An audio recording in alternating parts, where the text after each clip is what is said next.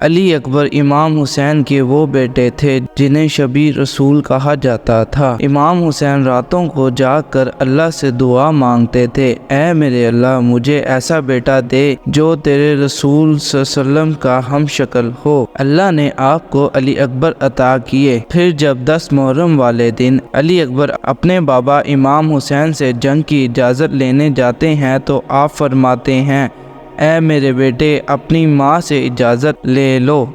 تو جوں ہی علی اکبر اپنی ماں اور خیمے میں موجود بیویوں سے اجازت لے کر رخصت ہونے ہی لگتے ہیں تو خیام میں شور مچ جاتا ہے کہ اے علی اکبر آپ میدان میں نہ جائیں۔ تو جب امام حسین یہ چیخ و پکار سنتے ہیں تو خیام میں آ کر فرماتے ہیں، اے محمد مصطفیٰ کی بیٹیوں، اب اس جوان کو جانے دو تاکہ یہ اللہ کے دین پر قربان ہو جائے۔ آپ اپنے ہاتھوں سے علی اکبر کو گھوڑے پر سوار کرتے ہیں اور کہتے ہیں، جاؤ میرے بیٹے۔ جیسے ہی علی اکبر میدان کی طرف جاتے ہیں تو آپ پیچھے پیچھے چل رہے ہوتے ہیں۔ جب علی اکبر کو یہ محسوس ہوتا ہے تو علی اکبر گھوڑے سے اتر کر اپنے بابا کو سینے سے لگاتے ہیں اور کہتے ہیں، اے میرے بابا، آپ رسول اللہ صلی اللہ علیہ وسلم کے نواسے ہیں، آپ میرے گھوڑے کے پیچھے چلیں، مجھے یہ گوارا نہیں، آپ یہیں رکیں، میں میدان میں جاتا ہوں۔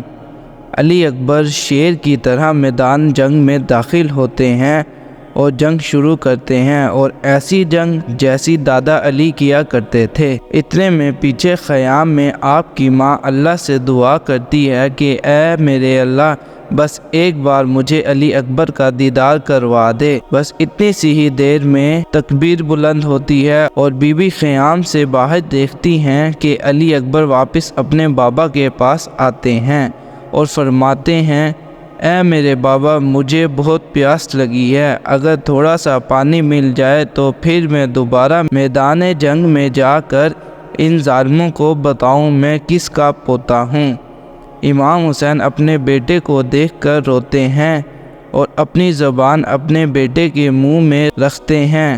جب علی اکبر اپنے بابا کی زبان چوستے ہیں تو وہ بھی رو پڑتے ہیں اور اپنے بابا سے کہتے ہیں، بابا آپ کی زبان تو مجھ سے بھی زیادہ خشک ہے۔ پھر علی اکبر دوبارہ سے میدان جنگ میں داخل ہوتے ہیں اور اس بار دوبارہ بڑے بڑے بہادروں کو فنار کرتے ہیں، اور اتنے میں وہ سب کہتے ہیں کہ یہ علی کا پوتا ہے، اس کے لیے 100 لوگوں کو اکٹھا مارنا کوئی بڑی بات نہیں۔ تو وہ سب مل کر علی اکبر پر چاروں طرف سے حملہ کرتے ہیں۔ اتنے میں کوئی ظالم ایک نیزہ آپ کے سینے میں مارتا ہے اور اسے توڑ کر زور سے کہتا ہے کہ اب دیکھتے ہیں کہ یہ بوڑھا باپ بیٹے کے سینے سے یہ نیزہ کیسے باہر نکالے گا۔ بس اتنے میں علی اکبر گھوڑے سے زمین پر گرتے ہیں اور آواز بلند کرتے ہیں، میرے بابا میری مدد کیجیے۔ امام حسین کبھی زمین پر گرتے ہیں اور کبھی اٹھتے ہیں، کبھی گرتے ہیں اور کبھی اٹھتے ہیں، پھر آخر اپنے بیٹے کے پاس پہنچتے ہیں اور دیکھتے ہیں کہ آپ کے جسم پر کئی زخم ہیں اور آپ کا ہاتھ آپ کے سینے پر ہے۔